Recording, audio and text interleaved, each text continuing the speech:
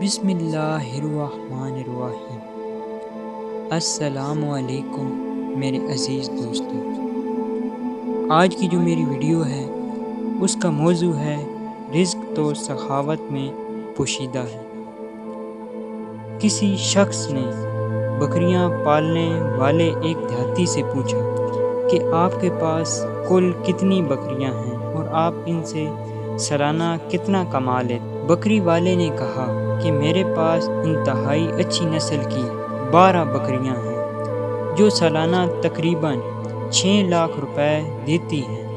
ان کا ماہانہ 50,000 روپے بنتا ہے۔ سوال پوچھنے والے نے جب بکریوں کے ریوڑ پر نظر دوڑائی تو اس کو ریوڑ میں 12 نہیں بلکہ 13 بکریاں نظر آئیں۔ جب اس شخص نے بکری والے سے اس 13ویں بکری کے بارے میں پوچھا تو بکری والے کا جو جواب تھا وہ انتہائی کمال کا تھا، اور اس بکری والے دیہاتی کا وہی ایک جملہ دراصل اس کے کامیاب ہونے کا بہت بڑا راز تھا۔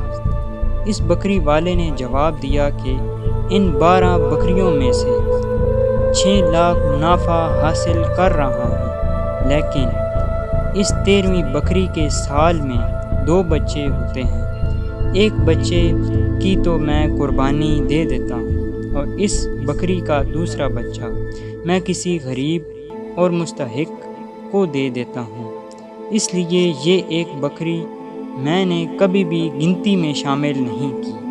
یہ 13ویں بکری ہی دراصل میری کامیابی کی 12 بکریوں کی محافظ ہے اور میرے لیے خیر و برکت کا باعث ہے۔